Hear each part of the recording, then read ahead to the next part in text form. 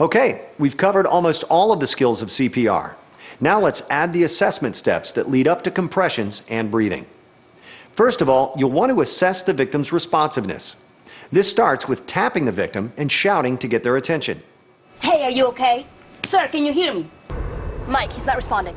I'll get help from the ED.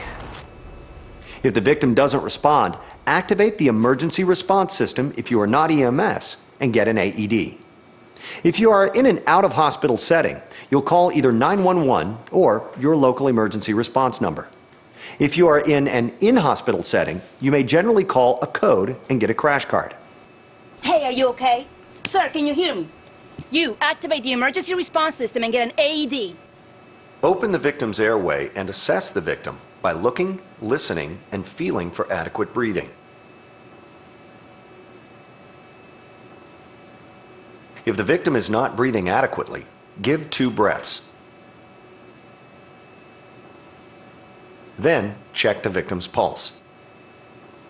Maintain a head tilt with one hand and locate the trachea, using 2 or 3 fingers of the other hand. Slide these fingers into the groove between the trachea and the muscles at the side of the neck, where the carotid pulse can be felt. Make sure you check for a pulse on the side closest to you. It's important to remember that you should spend at least 5, but no more than 10 seconds trying to locate the pulse.